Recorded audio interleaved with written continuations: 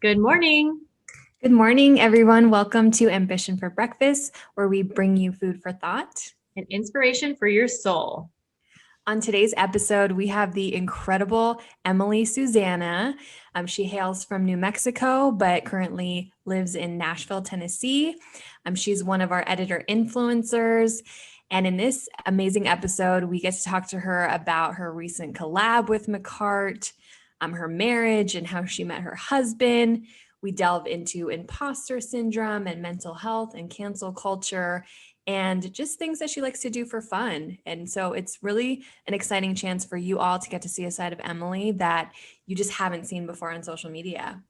Yes, we're so excited to have Emily part of this. I've been working with Emily for so many years, and she's more than just a client, she's a friend. And even though she lives in Nashville, we've actually never met before.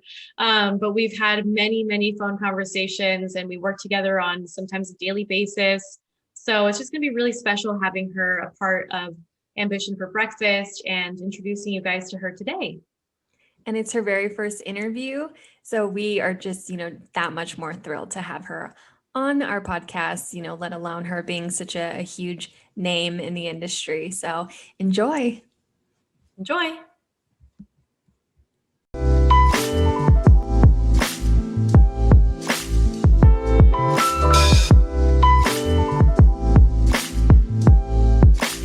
Hey, so we are all together now, and we're so excited. We have a very special guest today in the studio. We have Emily Susanah. Thank you so much for being here. Thanks for having me.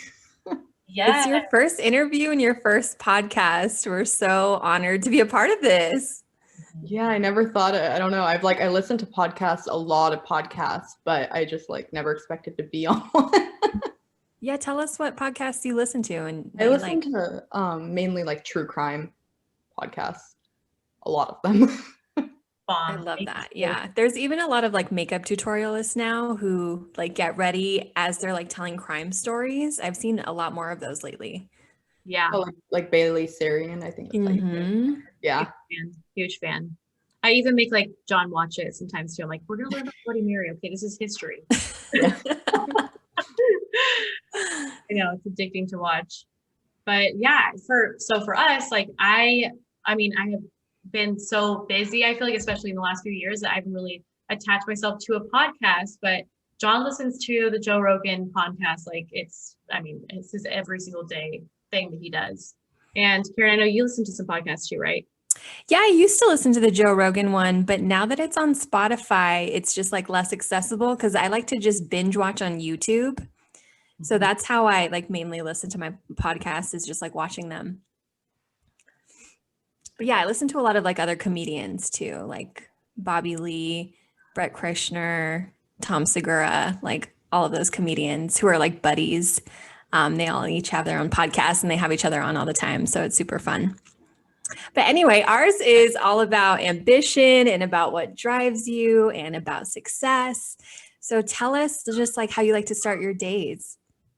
Do you wake up early? I don't know. I feel I'm going to be such probably the opposite of what you guys have on here, because I'm not gonna let's get going kind of person, or I'm kind of just let's go with the flow and see how I feel that day. Yeah, super laid back.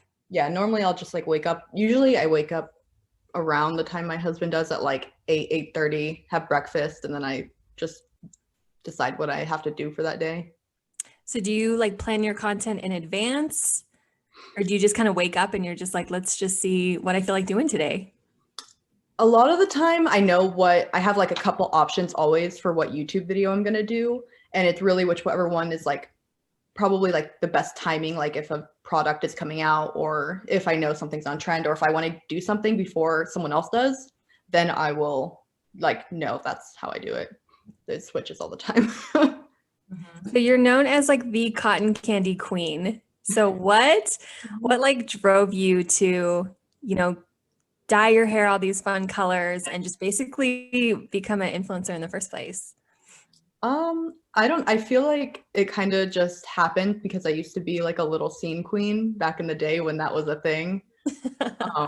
And I had a small following there, and then I think just as time went on, it just kept growing and growing, and it's just what's happened. Yeah. So were you working other jobs as you were kind of doing YouTube on the side?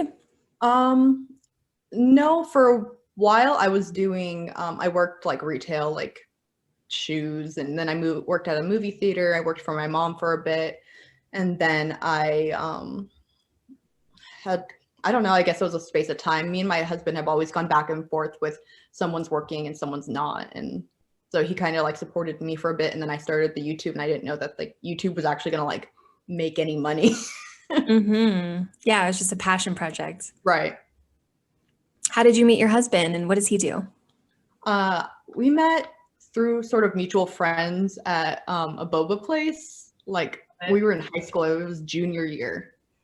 And we were just at like the mall in this boba place, and his friends knew my friends, and that's kind of how we met. And you got married recently too, Yeah, we on did Halloween. I know, you looked amazing. I love it. And I love how you did it too, and how it was just like so about you guys and how it should be about you guys. And I love it. I love that. Yeah, thank you. Yeah, I don't know, like I just like I'm not like a very physical, like publicly physical affection sort of person, so I just would feel so weird even just being in front of people and like that intimate, you know. So I really just did want it to just be us, and you know, with everything going on, it was a good excuse just to be us. I love that. Yeah, it's just about you two anyways. Mm-hmm. And can you kind of talk about your guys' dynamics? Like I know that he also helps out too, like with editing, and how does that work, and how did he like teach himself how to do that? For a long time I edited everything, and at some point it's just like really hard to hear yourself over and over and over, and especially with my lisp, and I stutter kind of, and like all these issues, hearing myself and having to cut that out through editing, it's so frustrating, and it makes me like not want to do it at all. So he just said he'd help me, and I just kind of showed him basically what to do, and he'll edit now the bulk of it. So he'll do like chop down my like 6 hours of footage into usually like 30-40 minutes, and then I'll take it from there, and I'll add any graphics, effects, like little pop-ups that I said I would do, you know, like the little shout outs I'm doing at the end of my videos right now, like anything like that, and then I'll finish it. Wow, well, good job. You guys are killing it. How often are you filming too? Huh? How often are you filming?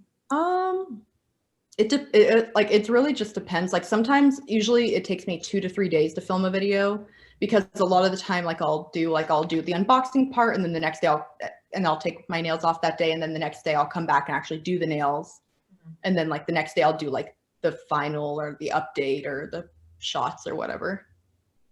And do you consider yourself a perfectionist too? Like you just have a specific vision and you're like, I just want to execute this no matter how many like takes and tries it involves? I don't think I'm a perfectionist. Like I don't even know how to describe it. Like I kind of just like do it, and if I don't like something, obviously I will redo it. If like I don't like a video, I don't care if like nothing's going up that week, like it's scrapped, I don't care. Mm-hmm. But I don't know, I just kind of like go with it. I kind of think like if everything's perfect, it's like doesn't really show reality kind of, you know, and I know that people like to see like what actually happens, because I wouldn't want to skip over like places where I'm having issues or anything like that, where then people wouldn't know how to handle those issues. Mm-hmm. Yeah, people love that authenticity and they respond to it. And you also open up a lot about like your personal life in some of your vlogs too. Do you find it hard to like want to share with your audience, but then still keep certain things private? Yeah, I like to keep a lot of my life private, aside from I usually like I have opened up a lot recently about like mental health, and not to like use it as an excuse, but people, you know, it's kind of frustrating when people be like, oh, you look sad, and it's like, I am sad. Like I don't know what to tell you.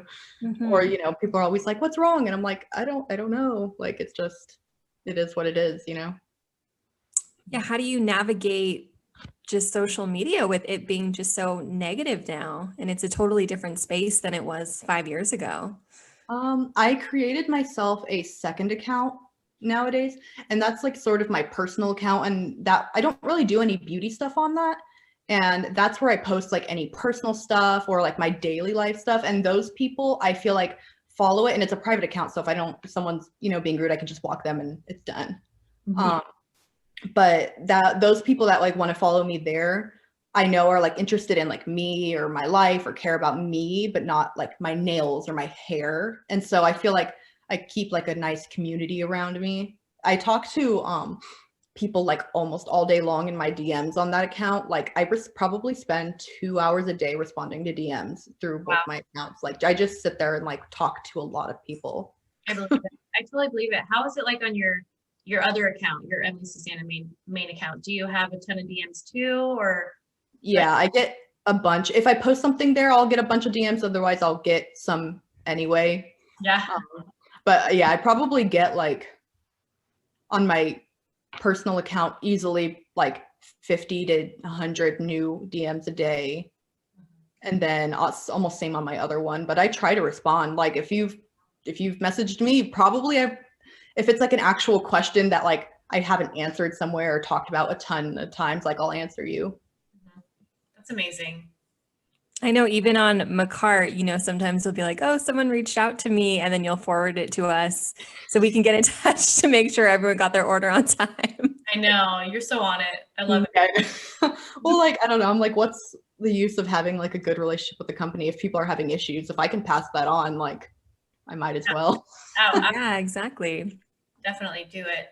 No, I know. I love the closeness that you do have with your followers. And I feel like people feel like they know you and that you know them.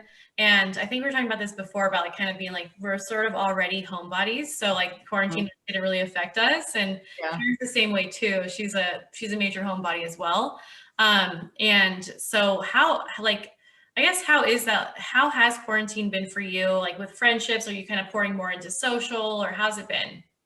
It really hasn't changed much with like friendships because I don't have any friends in Nashville, like at all, period. And I didn't when I lived in Portland either. I had one friend. But I've never really had any friends to begin with, so that doesn't really affect anything. My husband doesn't know anyone here either. So like there's never going out and meeting people. It's always when people visit, that's when we'll go out and do things. And so that's just kind of, it hasn't really affected that much aside from him. Now he works from home. Got it. Got it. Yeah, And what was part of the decision to move to Nashville? I don't want to stay in the same place forever. So I'm from Albuquerque, New Mexico, and there's just not anything there. It's all desert and boring and We've not seen work. Breaking Bad. Yeah, pretty much. Like people Yeah. are like, oh, that's an exaggeration, right? And it's like, well, it depends what part of Albuquerque you're in. Like it's Mhm. not really that much of an exaggeration. The Breaking Bad was actually filmed. That's my high school. oh my Oh, God, cool. awesome. Wow.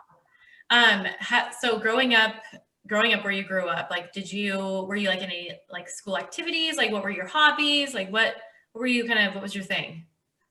I didn't really have any, honestly. Like I feel like always, it's why I don't do like the public sort of speaking type thing or like interviews usually. It's because like I feel like I'm a boring person. I didn't have any things really in high school except like just constantly doing my hair and makeup and hanging out with my couple of friends. Going to parties I probably shouldn't have been going to. That's not boring though. That's not boring because look at what you've done like with that craft and like with doing your makeup and your hair and like what that's translated into. I mean, you're one of, if not the biggest, like you're the biggest YouTuber on our entire roster of influencers. Yes. No. Yes, 100%. And I'm just like so proud of how much you've grown in just the time that we've known each other. It's just been amazing to see. So I don't think that you know, the doing your makeup at an early age and hair is boring, but I see what you're saying. Did you ever have like any interest to do like things, you know, like growing up or?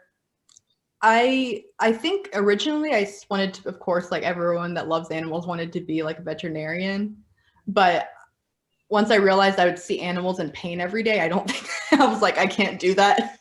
Yeah, having to deal with like deaths too would be so heartbreaking. Yeah, I cannot do that. Like I would love to help, you know, that's why I like to go and visit like rescues and stuff like that and see like, okay, like good stuff, but like I just don't think I could handle day-to-day like tragedy with animals. No way. And you're a fur mom. You have 3 dogs now? I have 4. The 4. Okay, the 4th. That's right. What are their names? So I have Zoe, Persephone, Appa, and Brutus. Oh, all different breeds Yep. So and all rescues? Yes. Oh, that's awesome. well, yeah, they keep you busy, I'm sure. They do. Yeah.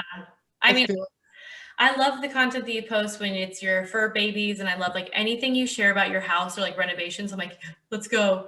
Like, I remember back in the day when you guys did you guys redo your kitchen first or? yes, the kitchen was something that just had to be done first. Like we moved in and I scheduled an appointment like for someone to come do it because it was tragic. Yeah, no, it's so fun. It's so much fun to watch. Do you have fun doing projects like that? Yeah, I love now like a hobby I definitely have nowadays is like sort of renovating my house. Doing a lot of painting because I like can never decide on like a wall color. I really like to paint like furniture that I find at antique stores. Mm. I love doing that. And I bet Nashville has some bomb antique stores. They do. I never like did antiquing before like I moved here. That's just like never been me. But like I was looking for a thrift store one day and I accidentally went into an antique store and then I was like, oh, this is so much better. And then because I love all like the old looks sometimes of like the gold, like, you know, older look of stuff. And I don't know, I just like love to see it all. What else do you like to do in Nashville? Like what's there to do? Like tell us, because we're West Coast girls. We don't know what's going on out there. It looks fun, but it looks really really depends. You know, a lot of Nashville's nice because it is, I would say, pretty liberal, like Nashville itself, and then but around is really, really conservative. So it really depends. Like a lot of people, if they visit, they want to go to Broadway, which is like it's just a whole street of bars. Got it. Okay. That's it. A lot of there is nice hiking places. When it's nice, we do like to go on hiking. There's a lot of pretty waterfalls. There's just like always, I don't know, there's always some like stuff to do. I was only here for a year before, well, we could actually go out and do things. So like this whole past year, I haven't been able to go and. Right. Because when you move in somewhere, you're like, oh, I have all the time in the world. Right. You know, I was like, oh, we'll go do, you know, like it's really just stuff when people visited that we went and did. And then we were like, yeah, we're going to do more this year. And then that obviously could not happen. Oh my gosh, that's so wild. I mean, Nashville's definitely, I was supposed to go to Nashville last year and I'm so bummed we didn't get to go. We were going to have a show out there. But Nashville is just like such a hot like destination. I feel like right now people, even like just girl trips or, you know, bachelorette parties, bachelor parties. I'm seeing people doing the most out in Nashville. Yeah, the bachelorette parties are so funny. Like when it was normal, you would see if you were downtown, there was always these like the things where you cycle and drink at the same time and go around the city. Those are always full of a bunch of like bridal parties and stuff like that. Oh my God, it's wild. I would not be able to paddle and do anything if I was on people my do party. That's so fun. I just love how like I feel like you're just so adventurous, but for being able to move from your hometown, going to, you know, staying like living in Portland, going to Nashville. And I know that you've been getting like some questions that like, are you guys like, I know you're talking about moving and you're like, no, like you're content here. Like, can you kind of talk about how you've like found being content in the house that you are in and, you know, not feeling like you need to move? Yeah. So I feel like for a long, long time, because I moved around a lot as like a teenager. Like I probably moved like 6 or 7 times within a span, like almost once a year. So all I wanted was a house that I could call my own and I could actually do whatever I wanted with it. Cause you know, you can never like rentals and stuff. You can never paint it, you know, you can't rip out the counter if you don't like it. And I always wanted to be able to do house projects and stuff like that. With this house, we didn't see it before we bought it. We just like, it was just property goes so quickly in big cities that if you want it, you kind of have to snatch it up right away. And so this house was definitely, I think when we got here, it wasn't everything I was expecting. I think I just had higher hopes than probably, well, almost everyone probably does. Like, you know, like I'm going to buy my own house and it's going to be great. And like, it was recently flipped, you know, and I was at that point still under the impression, you know, when you watch like home renovation shows, they always are like, yeah, if there's an issue inside the walls, we'll fix it. And so like, I always thought like everyone did that. Right. No, they just cover it up with like duct tape and call it good. Oh my gosh. a Yeah, nightmare. so were there issues once you moved in or that you didn't expect? Kind of like I thought that the counters were stone, but they were laminate instead. Got it. Catfish. Like it was like a lot smaller in some places than others than I thought. It was on a main road, which I did not know before. That was a big there was no sidewalks, and like my friend that I had look at it for me. I guess some people just aren't in the same terms of like what matters to them. And so when she showed me, she was like, yeah, it's great. And I was like, oh, okay, cool. Like, I'm glad, no issues. She's like, nope. And so we did have to fix quite a few things when we moved in. And I think the more I've done to it, I've done the counters, I've done the showers now, I've painted all the cabinets almost everywhere. I've painted the entire house.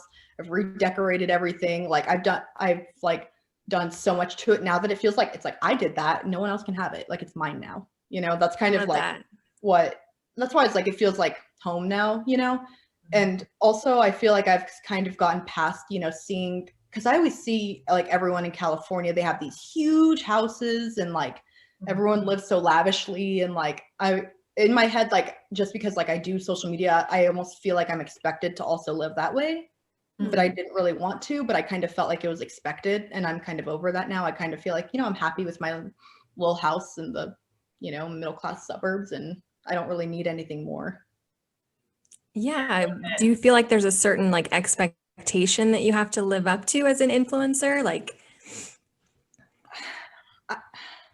I feel like I don't, for me, I don't try to act like I'm I don't usually even call myself an influencer, because I feel like I'm just a person that just likes to post nail tutorials, and I talk to people all day long. I don't feel like I'm above anyone else, or I don't know. It's just so weird.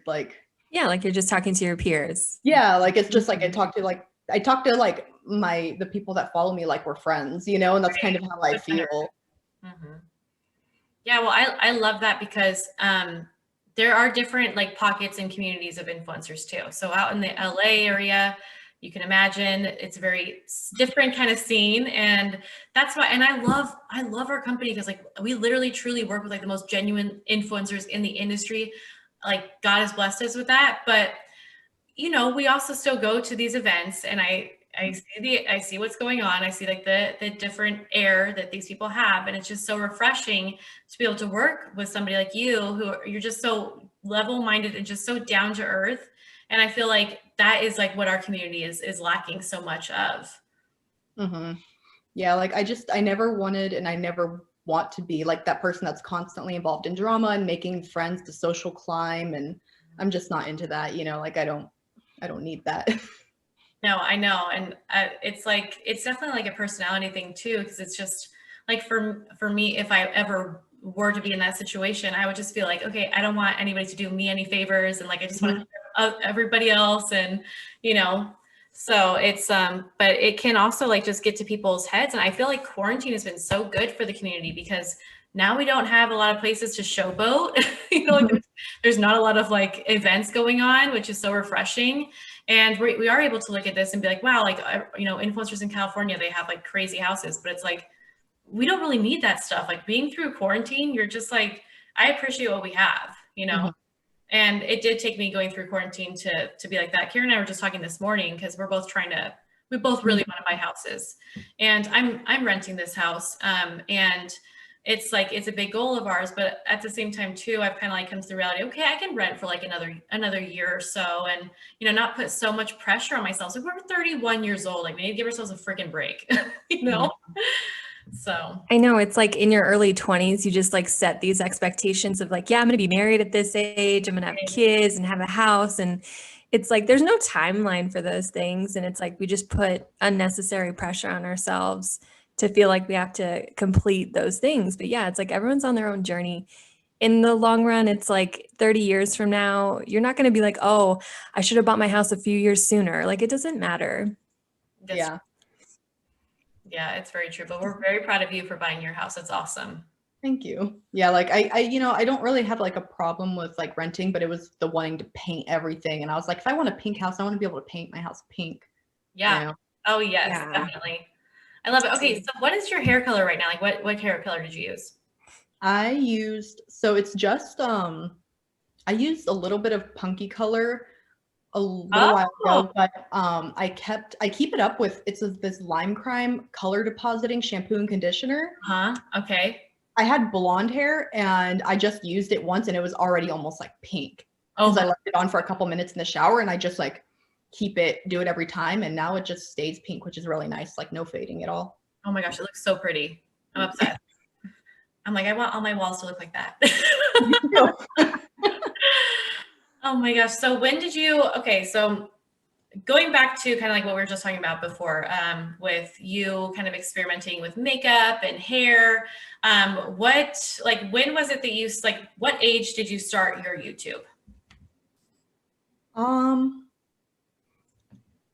I think I put a couple videos up at some point, but when you start YouTube, like there's different kinds of audiences and sort of different kinds of feedback that you get. And I wasn't ready for the type of feedback that I was getting on YouTube, especially at that point. Like long nails were just like crazy and like so out of here. And, it was just like, I just got a lot more hate than I could handle at that point. And then finally I started sort of doing my own nails and people were like, post a tutorial. So I like finally really started doing that. And I think I was 18 or 19 when I really like committed to YouTube.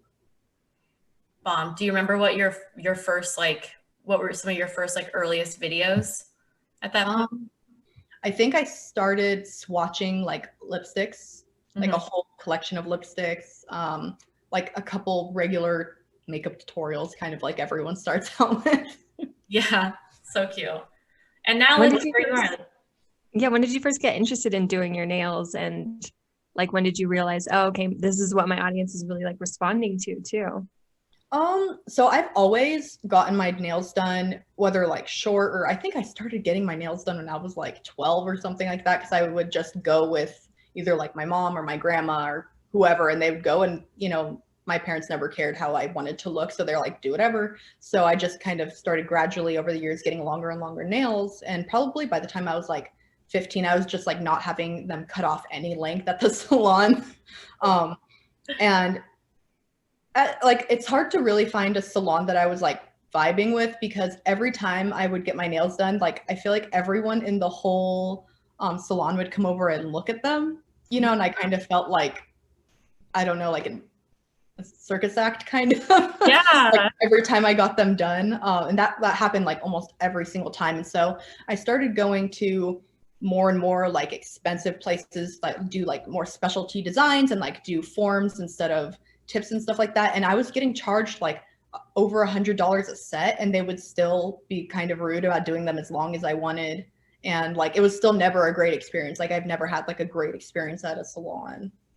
So then I was like, well, I'm just gonna do them myself. And so then I did. I know, I always feel kind of like anxiety when I'm like at the hair salon or in a nail salon, and I'm just like, you don't want to offend the person, and you might not be able to like speak up if you like don't like what they're doing. So it is nice to just do it yourself. Yeah, I'm like definitely a person that like, if something's wrong, 99% of the time, I'm just gonna like not say anything, pay, leave, and not come back, instead of being like, hey, I don't like this, like fix it. I just cannot. I don't have it in me to do it. I don't either. And I honestly probably have never liked my nails before because of that reason. Like nothing stands out to me that I'm like, oh my gosh, that was so cute. Nothing ever. Yeah. So, yeah. No, it's amazing how like you were so ahead of the trend in that sense, because now like look at how huge like long nails have become. Yeah. They're everything. Speaking of long nails, can you talk about congrats on your collaboration with McHeart? This is your first collaboration. Can you kind of talk about how that kind of came together and how you feel about it now that it's almost all sold out? I feel like, I know obviously everyone listening to this like doesn't know, but I feel like it's so funny like you asking me that question, because you really You're like, okay, you've been a part of this. And I'm like, I don't know, you handle it more than I do. You're like, how is it going? No, you're great, because like I just get to pick like the colors I like, and I get to give my feedback, and then you handle the rest. And I mean, that's kind of how the collaboration went. They were like, do you like this? Do you like this? They'd send samples and they'd say like, no, this one's not right. And do that. And then we pick through and tell them what I want and get the samples and do that. They were really easy to work with, I feel like. Yeah, definitely. And you know what you're doing too, you know what you like.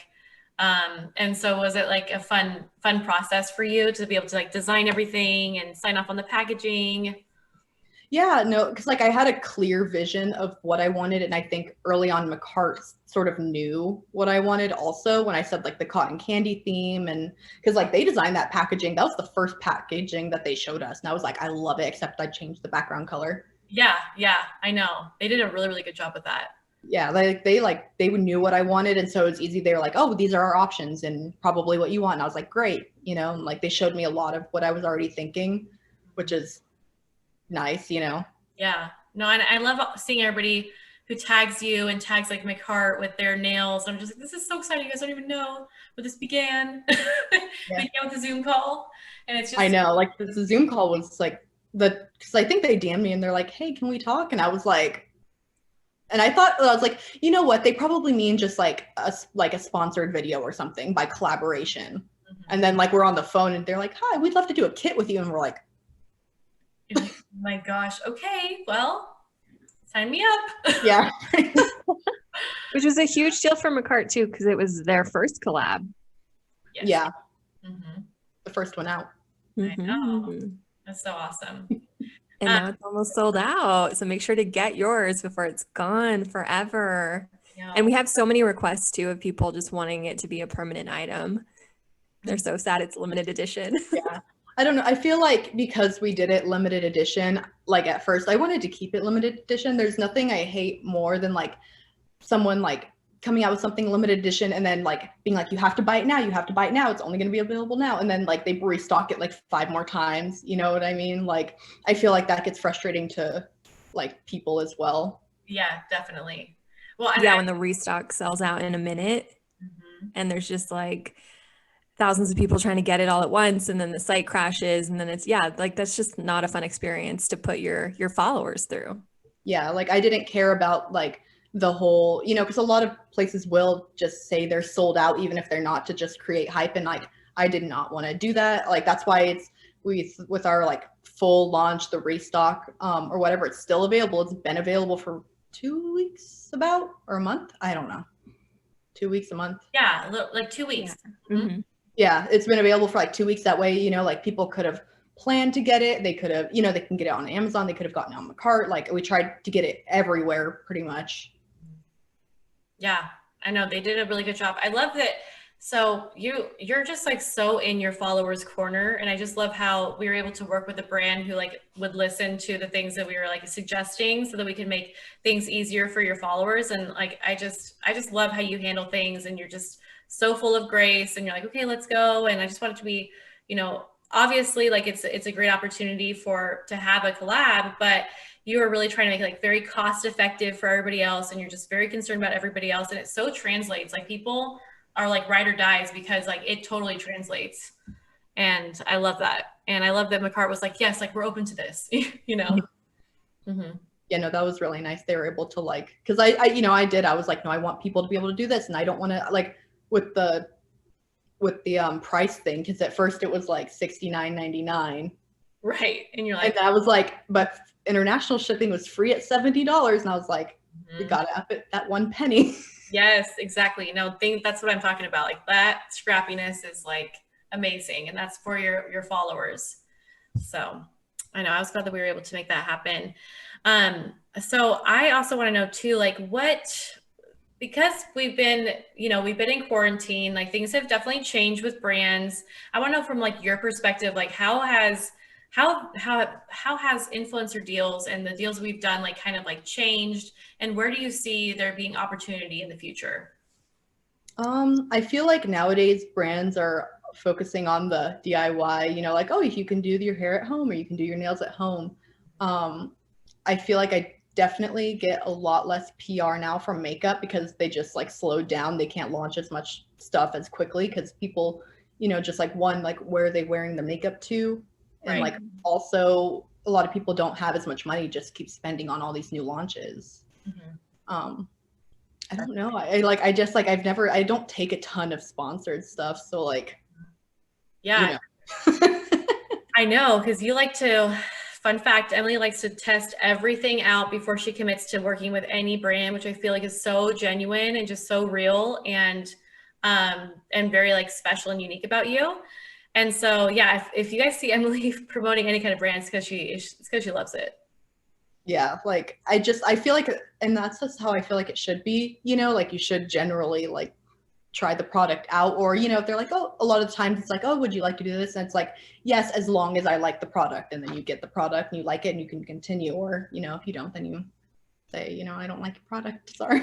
Yeah, no, exactly. I think that brands are like taken aback sometimes. Like they'll be, you know, emailing me again, like, did she get the product? Did she get the product? I'm like, well, no, but I'll let you know when she does, and she'll let us know, which is awesome. Are there other content creators that you get inspiration from or that you just love following yourself? Oh wow. I love like YouTube. I of course love like long hair, pretty nails, and like Femi Beauty. I think they're both like so talented, and I feel like we all have like a lot of the same vibes with like nails, you know, usually a lot of rhinestones, and so I love them.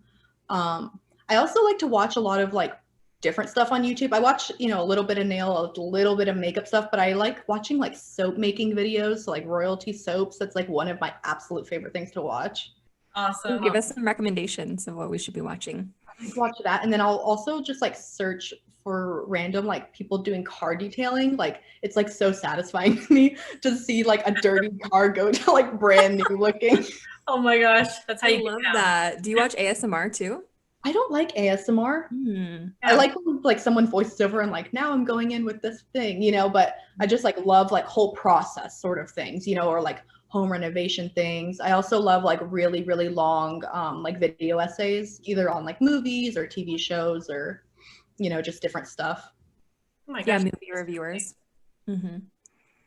Yeah, well, you spend so much time on YouTube, so you know where all the stuff is at, but I've never watched that kind of content before. I'm scared. So here's what I'm scared of doing, is getting more addicted to social media than I already am, because what I have going on is already way too much.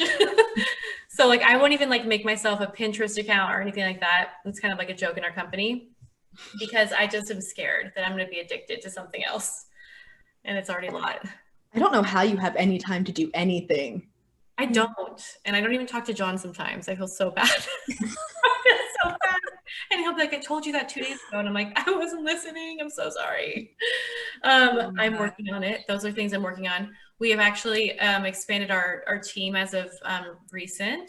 So we're going to be getting some more help in where I'm able to, you know, unplug a little bit. But I think that the thing is for us, it feels like a lifestyle. It doesn't feel like a job. And especially being on social media, it's sort of like, this is like fun. It's kind of like my, you know, my outlet. And so that's where I choose to spend time, but you know how it is.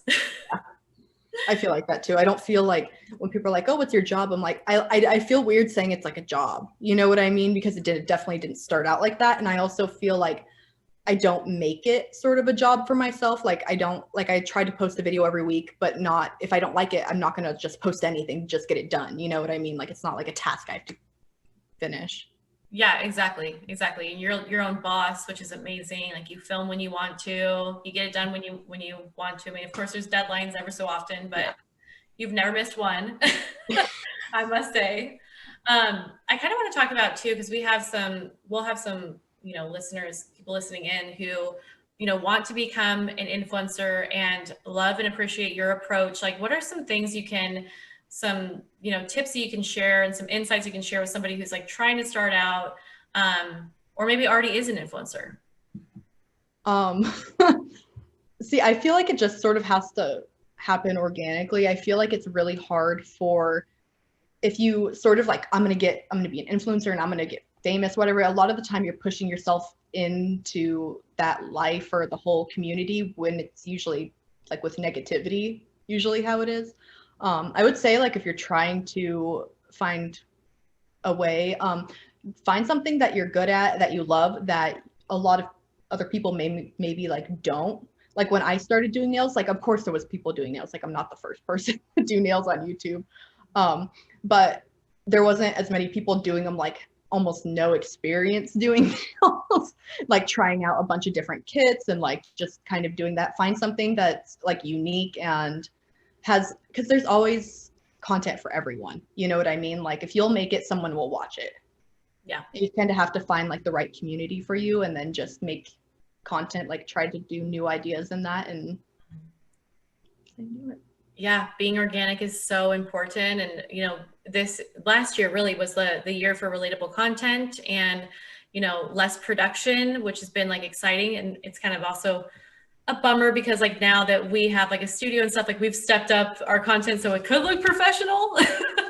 But there's a time and a place. And I think that just like being organic and true to yourself is like the number one piece of advice, which is, you know, amazing.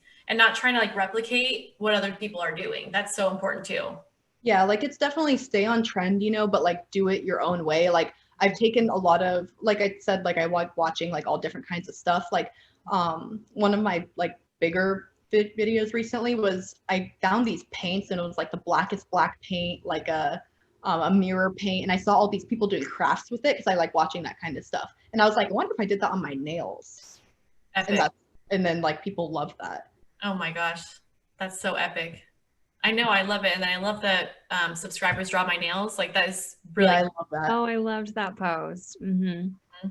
Yes. And are we able to say on here that you're going to be doing those, you're doing those regularly? Yeah. I just like, I try not to do them too close together because like, I don't want my entire channel to be a subscribers draw my nails thing. You know, I try to do like, if there's like a video that I want to do reoccurring every like 4th or 5th upload, you know, because I don't want to do it too close together because then everyone will get burnt out on it. Yeah, exactly. I love that. And so how do you choose the subscriber that draws your nails? I try to look like my best to look through like every single one. And then I will screenshot any ones that I like. And then I'll also see what stuff I have to do it with because I'm not very good at planning. I'm trying, but like if I'm like, oh, I definitely do not have that color red in anything, I'm like, there's no way I can do this one, you know, or like if someone will draw something really intricate and I'm like, that's not me. I'm so sorry. I'm so sorry. Can't happen. Yeah, like you want me to put rhinestones on something? I can do that. You want me to draw like a cartoon on my nails? I absolutely cannot. I can try, but it's not going to be pretty. Oh my gosh. I love it. Do you have a favorite social media platform? My favorite is definitely it's Instagram, but my second account.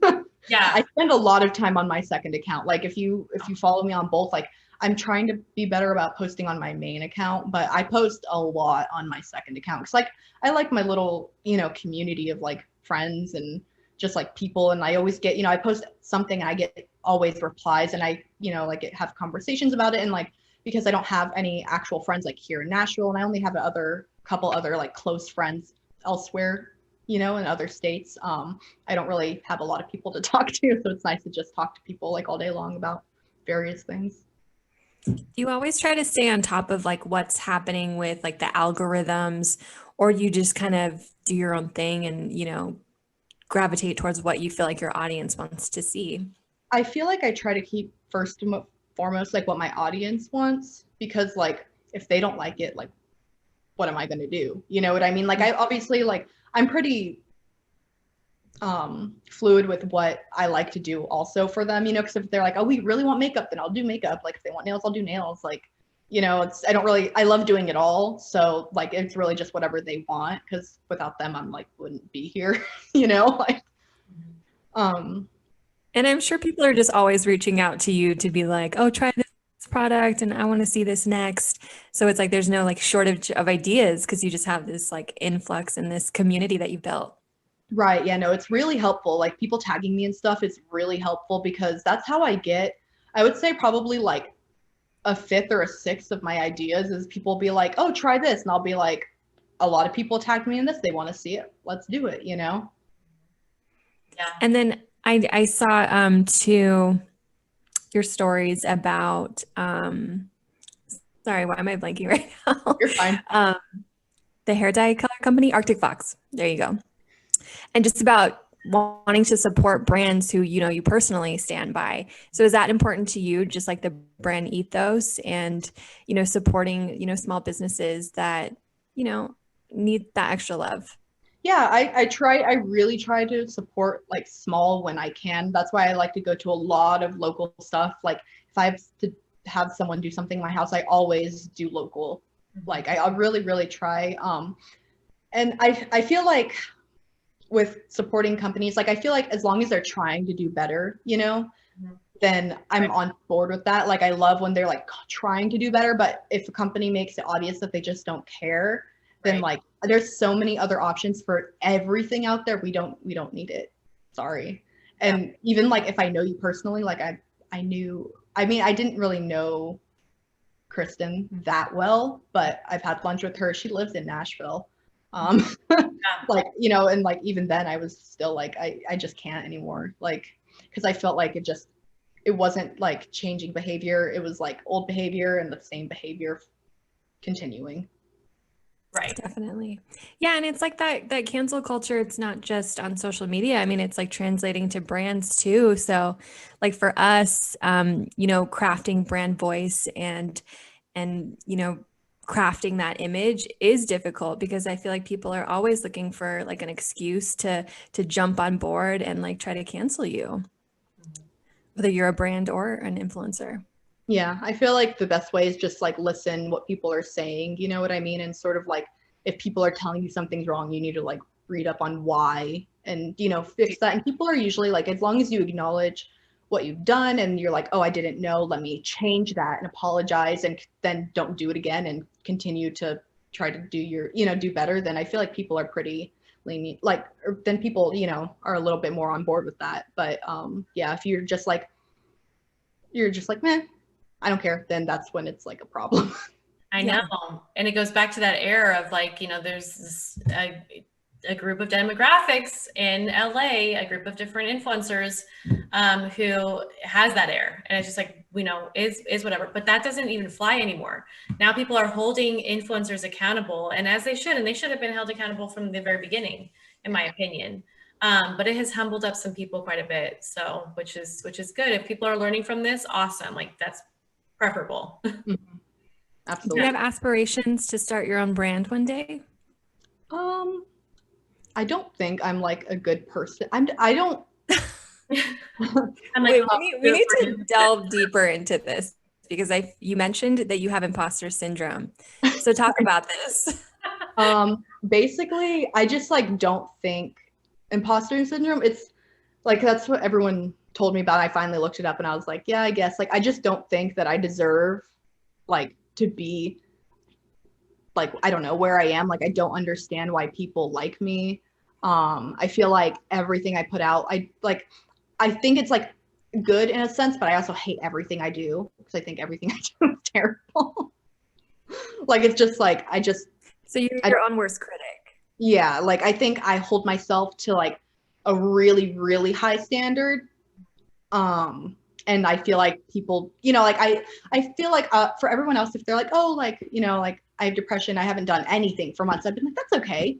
Yeah. But then if for me, if like I did that, I'd be like, what's wrong with you? Like get up and do something. You know what I mean? Like I just hold myself to a way higher standard because I feel like I'm like so lucky and like privileged to be in this position to where I can do what I love. And, I do nails and I can live off of doing my nails. Like what? It's so crazy, So I feel like it's hard to like, and I just don't understand. Well, I understand. Yeah, I think for anyone who has a dream job, they feel like they might not deserve it, but that's totally not true. And you have like this huge community of supporters who, I'm hoping are telling you that every day that you definitely deserve it. And, you're here for a reason.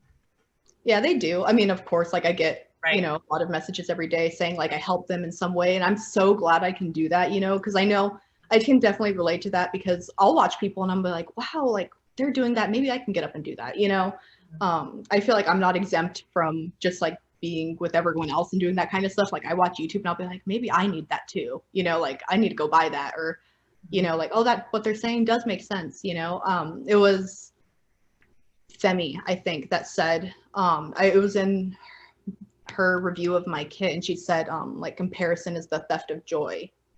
And so I've really been working on that. It is. Yeah. It's hard. It's hard to not compare. Mhm. times. And I also think when you're so close to a project, any project, it's never going to be perfect in your eyes. Like even when we create something, there's been like few times where I've been like, oh my gosh, because I feel like, things can always be better. And it's almost like Karen and I always say, like, we overthink things. Like we definitely are overthinkers, her and I both. Mhm. And so when we vent to each other, it's like these sessions could last hours, you know, you know what I mean? But so we can definitely relate on that level, but you're such a boss woman, like you're a business biatch. And I love everything that you do. Everything you've done for, any projects that I've been working on with you have been flawless and executed just so lovely. And just like your business tactics is just like so refreshing. And I feel like would so translate into a beautiful brand. And if you ever do want to start a brand, like you just let me know, girl, because you can be the creative head, but I mean, there's just so many opportunities and possibilities with you. And I know, like back in the day, when you didn't want to work with Dolls Kill anymore, or you didn't want to like have like Dolls Kill anymore, I was just like, this Emily is so special. Like she's just so special because you don't go with the flow. Like you go with what makes sense to your heart and you use your heart. And when you have that trait, it translates in business. It's a big deal. And like you are your own business and you're killing it. So you should feel very proud of yourself. Thanks. It's, like people can tell me that all day long, and it just. I know. Yeah. Bree, do you feel like you have imposter syndrome ever? Can you please tell me the definition again? Well, just like feeling like, yeah, you're not deserving of where you are or your success, and you're kind of like almost putting on an act on a day-to-day basis, and you don't feel like you fully, can grasp the scope of like your position, even though, you clearly can be an expert. Yes, I do have imposter syndrome, Karen. It's very hard for me to even murmur the words, I own a business. It's very hard for me to say the word boss, as in like, it's just Mhm. icky to me. And that's why I always say like, we're very collaborative. Like, you're your own boss. Well, we do have that environment with where we are, but like, I never want, like, I think about other people's feelings. And so I specifically think about like Karen's feelings or, the girls' feelings, or maybe even like a client's feelings, where I just don't want them to feel like this term that I'm using, that I'm, the founder of this company or whatever it is like something over here, when I just want to be like mellow behind the scenes and I appreciate everybody and I want everybody else to be happy first. That's what it is. And that's some deep stuff I've probably never ever said before. There's nothing wrong with the humble brag though, and especially if you achieved something that's super noteworthy, like you can talk about it and you can be proud of it too. Like there's nothing wrong with that. I know. I recently made a video, just going off on a tangent here. I recently made a video of like what I do for work, because I also started like a personal page too, Emily, kind of like your Emily Susanah Yeah. page. And I started one too. And so I posted what I did for work finally, because everybody's like, what do you do for work? And it was 7 months into the page. And I was like, had to talk about like everything from the start to finish. And I was like, oh my gosh, this should be something that I'm really proud of showing. Mhm. And so I am. So I'm learning. I'm definitely learning, but I also am still like my number one cheerleader in the same way. So I have imposter syndrome, but I believe in myself. So I don't know what it is. What about you, Karen? You're in the hot seat now. Yeah. I mean, like we talk about success a lot on this podcast, and like we asked ourselves the other day, like, do you consider yourself successful? And to me, like I don't think about that on a day-to-day basis. You kind of just like put your head down and keep working and just keep going. And then now, like, we can reflect on like, wow, look at what we've built with Editor Media. And like our team is now like 10 people deep. And so like these are things that, yeah, we never really like saw coming so soon, but they are things to be really proud of. 100%. Yeah, Mhm. definitely. But I don't know. I don't think I have imposter syndrome necessarily, because I feel like, I am kind of doing what I wanted to do when I graduated from college, which was, we both got journalism degrees. And so we were in print publishing for many years. And now that everything has moved to digital, we're in this digital space and creating content. So yeah, I do have a dream job, and I love what I do. And it's amazing to get to do what we do and have fun every day. Like so few people can actually say that. Yeah, that's true.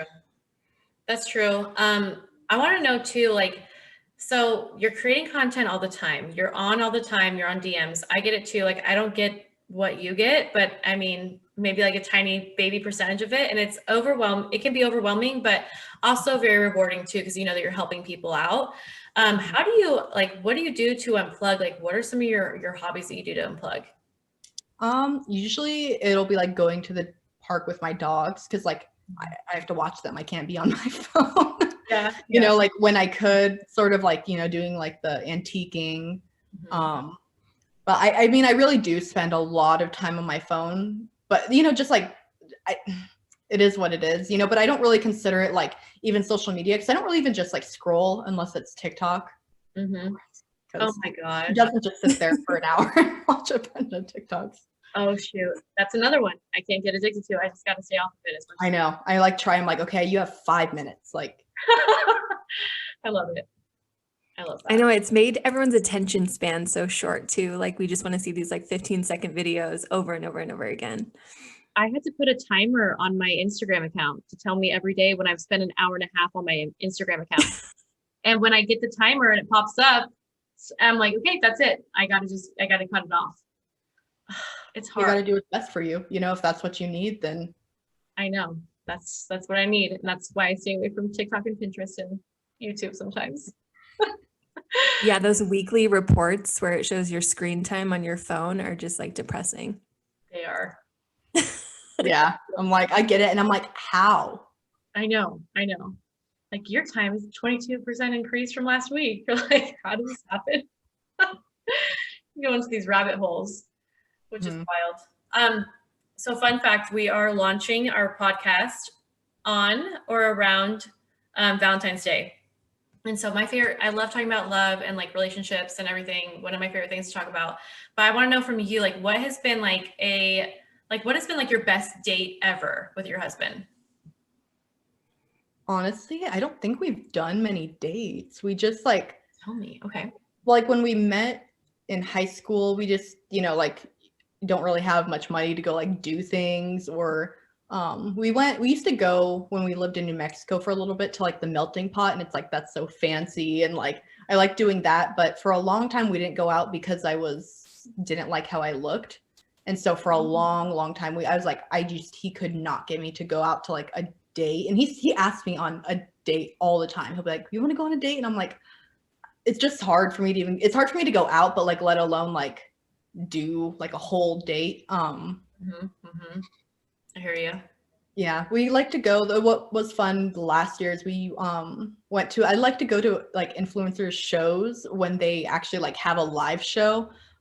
We saw like Danny Gonzalez, Drew Gooden, and Curtis Connor, and it was like a comedy show, and we had a lot of fun doing that. That's so fun. I love comedy shows. I miss comedy shows. I know. We had so many. We had like 4 or 5 different like live shows we were going to go to last year.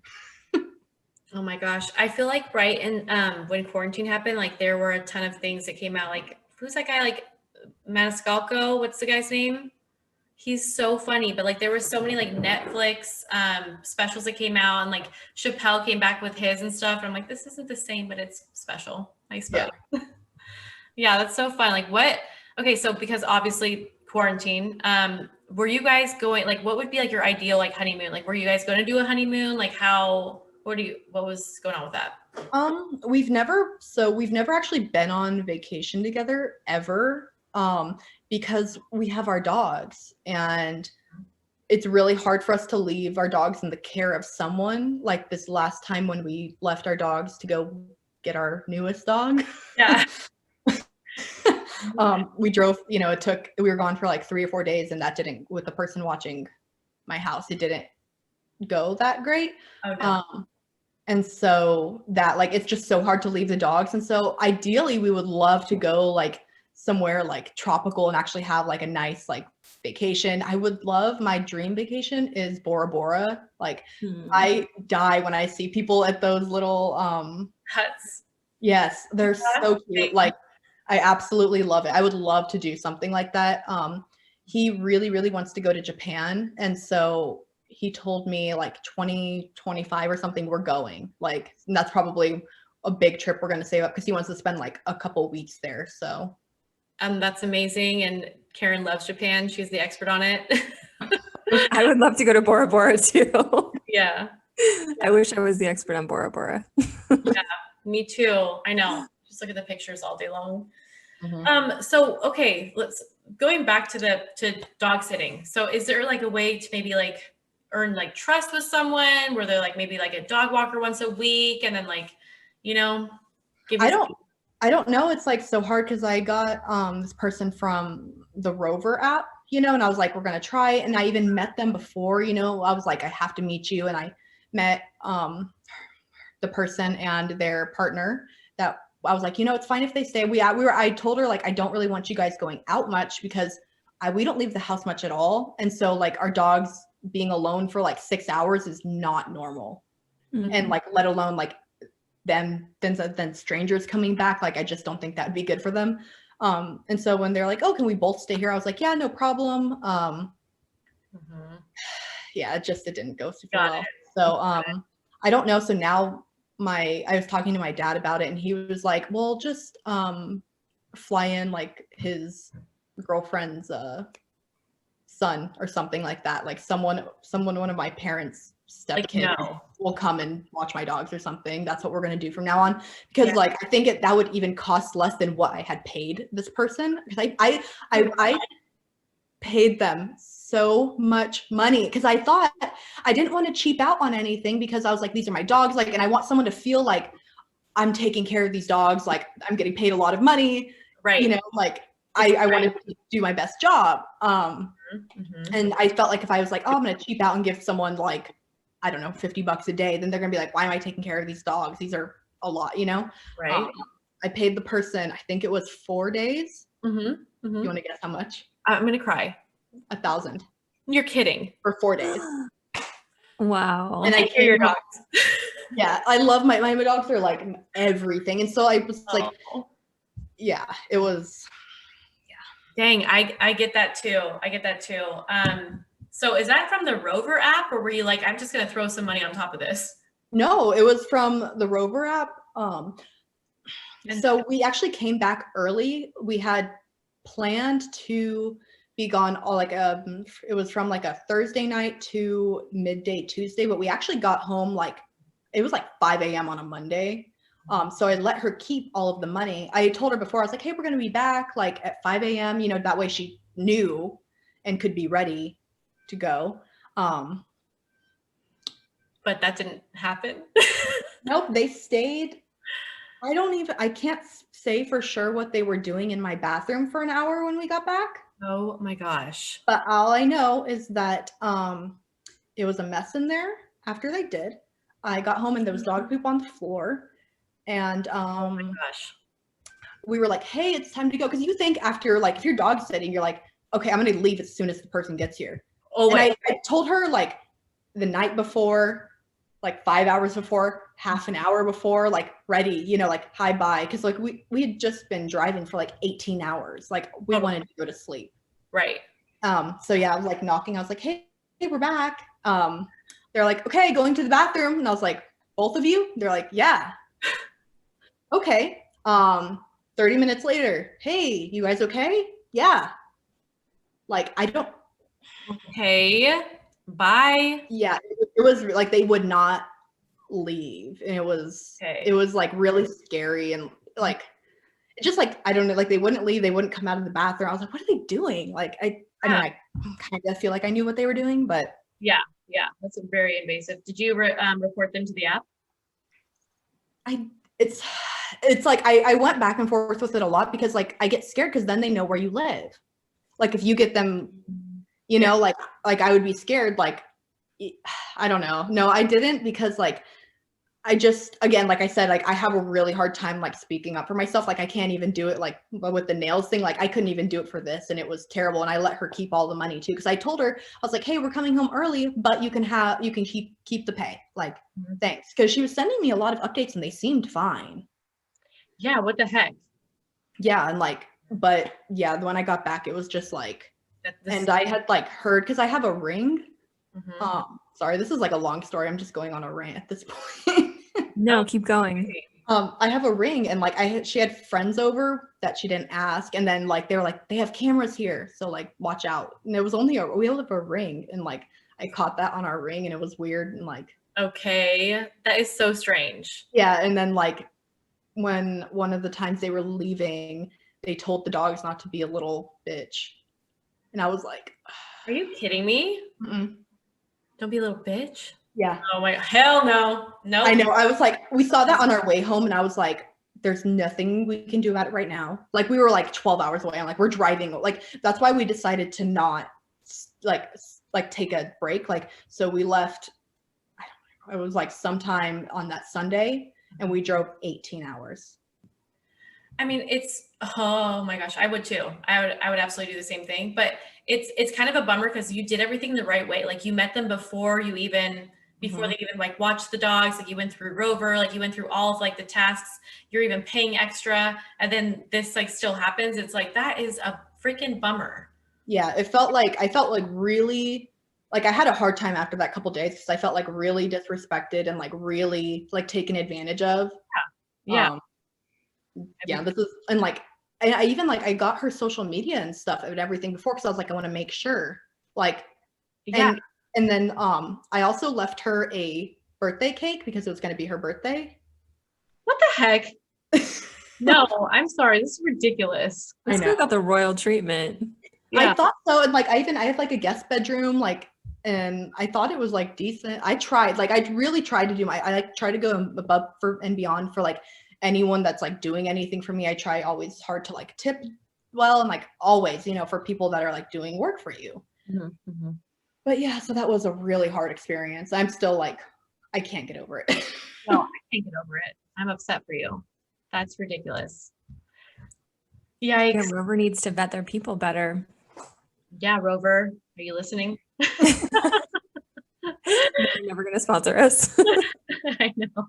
There goes that. We're canceled. Wow. Well, we're so excited to have you on today, and we're just so thankful that you were able to jump on and like talk to us and just talk through things. I forgot we were podcasting for a second there because I was really deep in my amount of anger levels situation.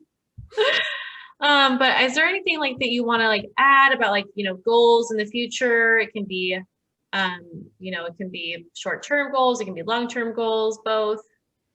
Not really. I just want to add, like, sorry if I talked weird or anything like that. This is my first time ever talking to like people on like a podcast or any sort of interview, and I don't really like usually talking about myself, you know, so like I don't ever really know what to say. As far as goals, really just kind of like try to keep doing my best, you know, like that's all I can really try to do.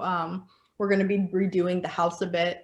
I've made a goal to sort of make every room in my house, like redo it, because we want to scrape the popcorn ceilings, because of course, like popcorn ceilings.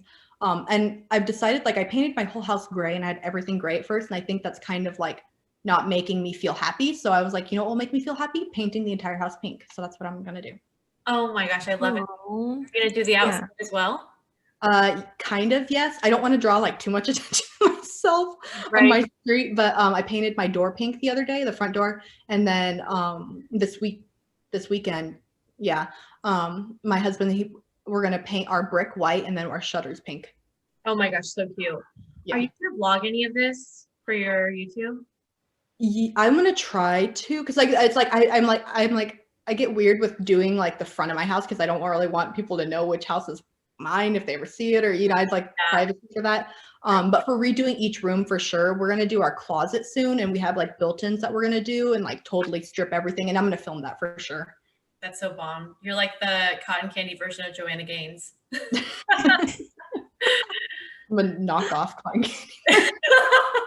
I love it. I love it. Well, I can't wait to watch their content. We live for that kind of stuff. Well, for all of your followers listening right now, give us a send off and tell them just like how much they mean to you. I'm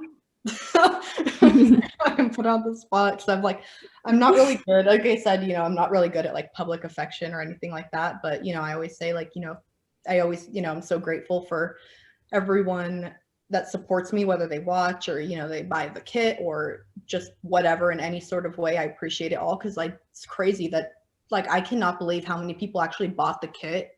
Like when people tag me, like that's me. Like that's so crazy to me. Like I did not think that was gonna happen. And like I'm so grateful that people like me enough and like what I created enough to like want to buy it and like spend their hard-earned money on it, Yeah, they do. Yeah, they do. I know, and it's an amazing kit. You guys make sure to get it before it's gone. It's actually already sold out completely on the EU and US website, so there's just a few more on the Canadian website, and then that's it. Amazon. Yes, Amazon. Yes. All right. Well, awesome. We really appreciate you coming on. Like we absolutely adore you. And I know that, your followers are going to love this, and we'll probably get our most views on this Whatever. because it's you. No way. But we just appreciate you. And I'm just like so grateful that I get to hustle with you every single week and work with you. And we absolutely adore you. And yeah, you guys can follow Emily on Instagram. Also, she has her Emily 2.0 page as well, if you guys want to follow her there. And you can also follow her on YouTube and TikTok. Mm-hmm. Did I miss anything? I'm like, I should know. No, that's it. Okay.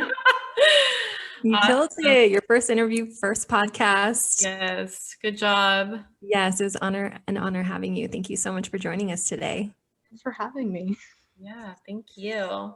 Anytime. You guys so much for listening. And if you guys want to follow us, make sure you guys follow us on Instagram at Ambition for Breakfast with the number 4 on Instagram. And you can follow me and Brianna.